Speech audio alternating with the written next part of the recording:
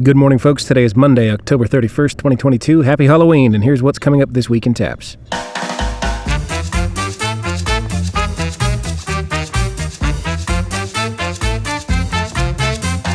We're coming to you today from the 2022 TAPPS Cross Country State Championship here at the Cottonwood Creek Golf Course in Waco, Texas. Today's championship is divided into morning and afternoon sessions. Race times as of this recording are as follows. 5A girls run at 9 a.m., 4A boys run at 9:15. 6A girls run at 9:40, 5A boys at 10, 4A girls start at 10:25, and 6A boys close out the morning session at 10:45 a.m. In the afternoon session, 1A girls run at 1 p.m., 2A boys at 1:15, 3A girls at 1:40, 1A boys at 1:55, 2A girls run at 2:20, and the last race of the day will be the 3A boys race at 2:45 p.m. The awards ceremony for each classification will take place approximately 30 minutes after the conclusion of the last race in that classification. You can catch live streams of the start and finish of each race and the awards ceremony, along with separate streams from cameras placed at the 1 and 2 mile markers. You can find links to all of these streams by visiting tappstvnetwork.com or by downloading the TAPPS TV app on your smartphone, tablet, Apple TV, or any other smart TV or device. Just visit your app store and search for TAPPS TV. All live streams are free to watch. Tickets to attend the event are $7 general admission and can be purchased at tapps.biz/tickets or on the Hometown Ticket app.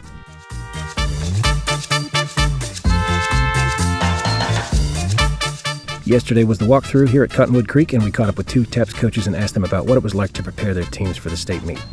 Hi, I'm Ben Lamb. I'm the head coach at Nolan Catholic High School. Hi, this is Mark Reeves, and I'm the head coach at Colleyville Covenant Christian Academy. This is my first full year. I've been a coach there for 11 years. Had a really good season so far this year. Had a lot of people who improved significantly from last year. We've had some crazy jumps, especially in our girls, where we've just been kind of closing that gap in on our first run and doing really well. Our program is extremely strong on the girls' side. I have two of the top runners in the state, and hopefully their crew will support them. And on the guys' side, we're kind of in a rebuilding. We have primarily freshmen and sophomores. They've got a little ways to go. We've been focusing on hills a lot, because obviously there's a lot of hills out here on the golf course. And then just spending a lot of time building confidence, because I think that's really our biggest thing that we were lacking, was just the confidence to go out and compete.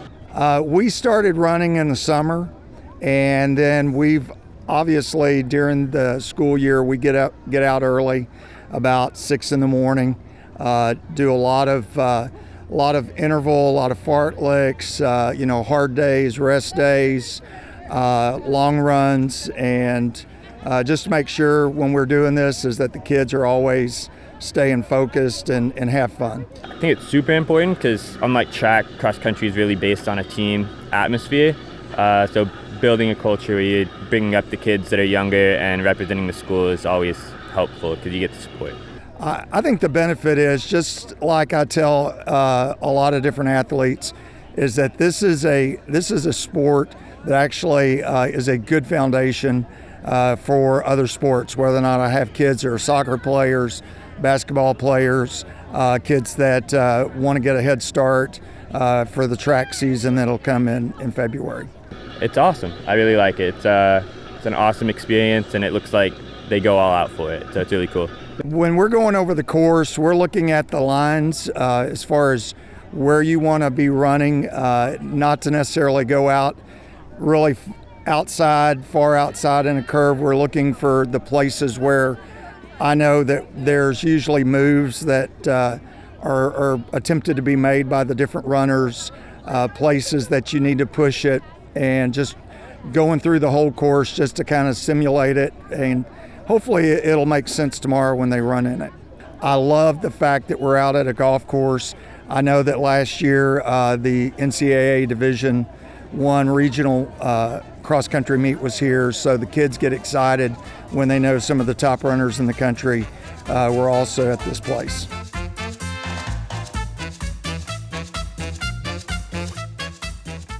Elsewhere in athletics this week, today is the first day for games in winter soccer and basketball. Follow at TAPPS Basketball and at TAPPS Soccer on Twitter for more as we progress through the season. Today also marks the start of Week 11 in football, the last week of the 2022 regular season. Good luck to all of our teams competing this week. District certification is this Saturday, November 5th.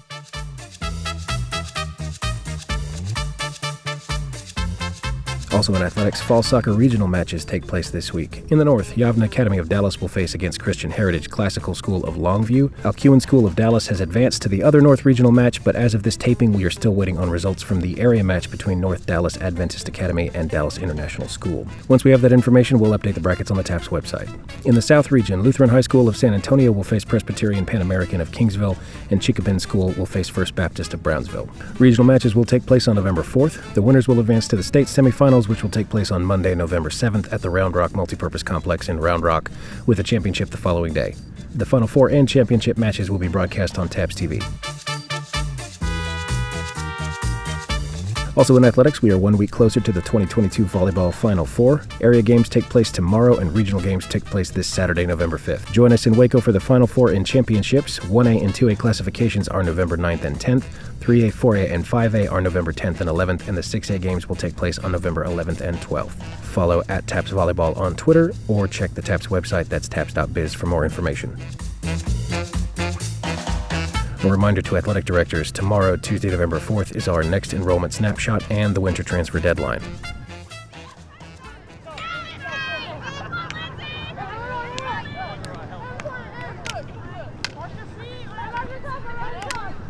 Last week in athletics, the 2022 TAPPS Field Hockey Championships took place in San Antonio.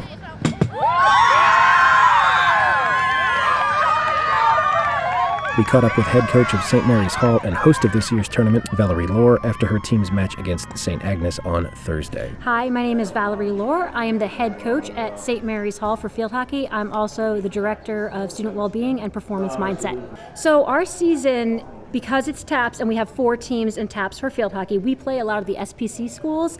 And so we'll go up to St. Andrews, St. Stephen's, we can pick up schools in Houston. So we travel a lot. We are the only program in San Antonio.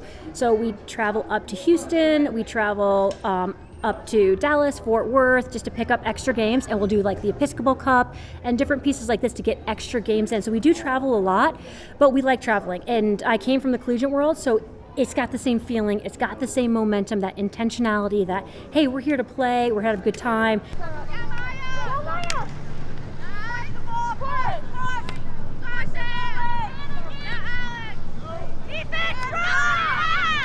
Okay, so currently the first match was played. We were the 4th seed team. St. Mary's Hall was 4th seed. We just played the top seed. So St. Agnes Academy and St. Mary's Hall just faced off. St. Agnes Academy, great coach, Jeremy Kane, great team. They beat us 4-0 and they earned it every second. Really great play. So right now the next game that's going to be played is the 2 and 3 seed, and that will be All Saints Episcopal and Parish Episcopal. So they will play next. So the winner of that game will play in the championship game tomorrow against St. Agnes at 1 p.m. or 1:30, depending on weather. And then we will play the runner-up match against the team that does not succeed in this match right now.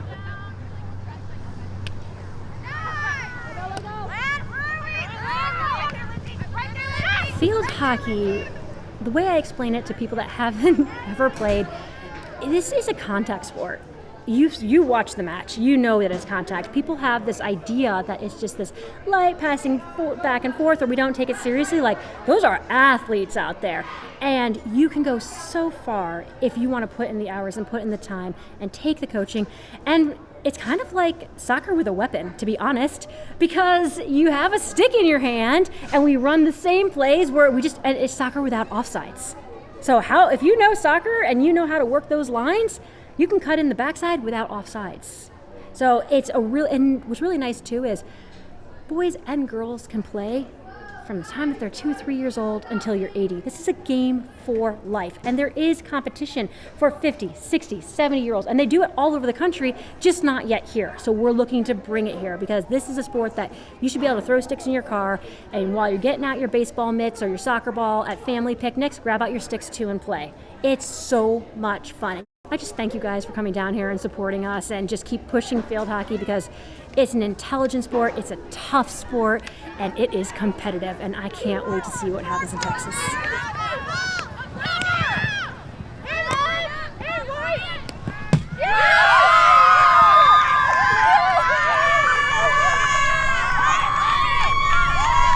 In match 1, number 4 seed St. Mary's Hall fell to number 1 seed St. Agnes Academy 0-4. In match 2, Parish Episcopal defeated All Saints Episcopal 5-2. On Friday, the third place match, All Saints Episcopal overcame St. Mary's Hall 2-1 in a shootout. And in a close championship match, St. Agnes Academy scored once late in the fourth quarter to defeat Parish Episcopal School.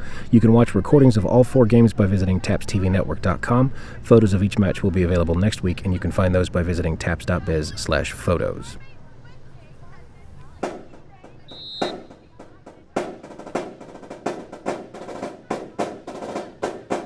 We have some competition results for you from Fine Arts.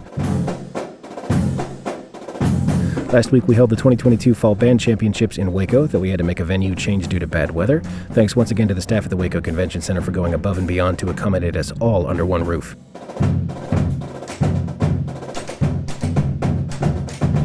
In Field Band Tier 2, Sacred Heart Catholic School took first place, followed by Wichita Christian School, and All Saints Episcopal School in Lubbock came in third. In Field Band Tier 1, Lutheran South Academy took the top spot, followed by Concordia Lutheran High School, with Liberty Christian School coming in third place. In the Marching Band Competition Tier 2, Lutheran High North took first place, with Pantego Christian Academy runner-up and Bay Area Christian School in third. In Tier 1 of the Marching Band Competition, Midland Christian School took the top spot, followed by Nolan Catholic High School of Fort Worth, with Fort Worth Christian coming in third. In the drumline competition in the mixed middle school and high school division, McKinney Christian was recognized for outstanding snare and tenor, while Prince of Peace Christian School was recognized for their bass section. In drumline Tier 5, Pantego Christian Academy took the top spot and picked up outstanding front ensemble awards. All Saints Episcopal School in Tyler came in second place with recognition for their outstanding snare and cymbal sections. McKinney Christian came in third place with further recognition for their outstanding bass section.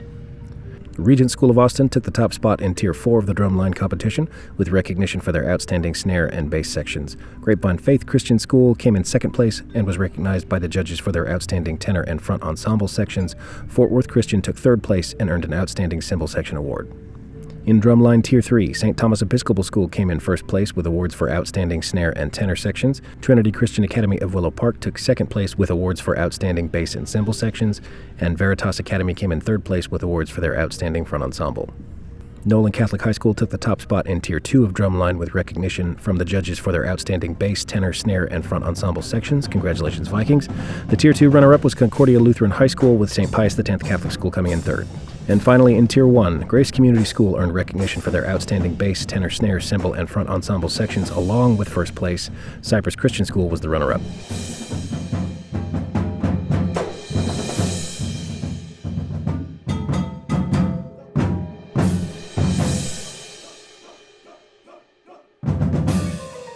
Also in Fine Arts, district competitions for one-act play have concluded and the results are coming in. As of taping today, these are the results that have been reported to and confirmed by the TAPPS office. In Division 1, Grace Community School of Tyler will advance to state with their production of 12 Angry Jurors, along with Coram Deo Academy of Flower Mound with their production of The Man Who Came to Dinner.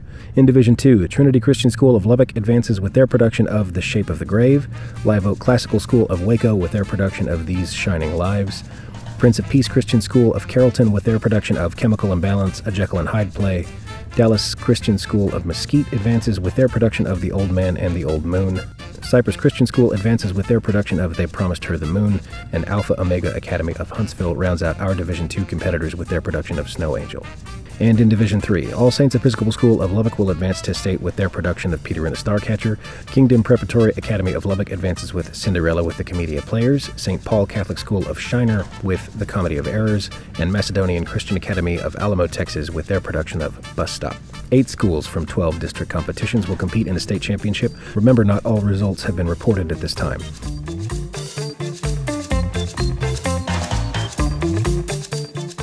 All one-act play state performances will be held at the Callow Theater in Kerrville, Texas. The Division 2 championships will take place on November 9th and 10th. Division 3 will take place on November 11th and 12th.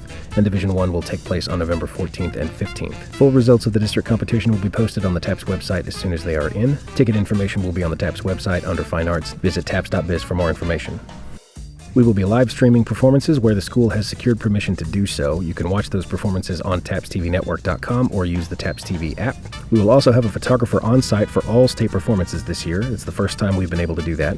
And those photos will be available at tapps.biz/photos. We will also be looking to get interviews for TAPPS Talk with the participants, so watch for the guy with the microphone if you plan on being there. Follow at TAPPSOAP on Twitter for competition news and results.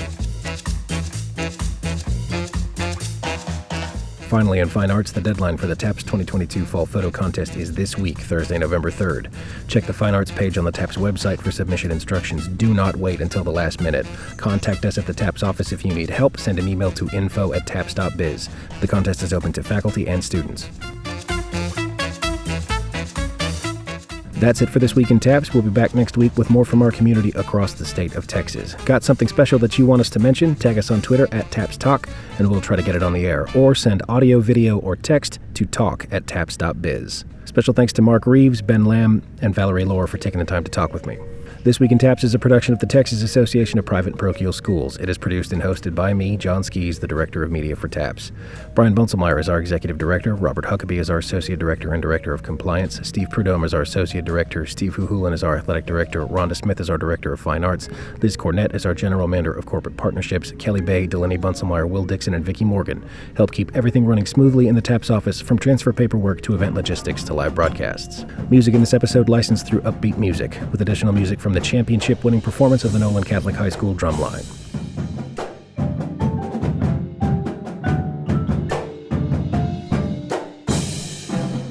Thank you for listening. See you next week.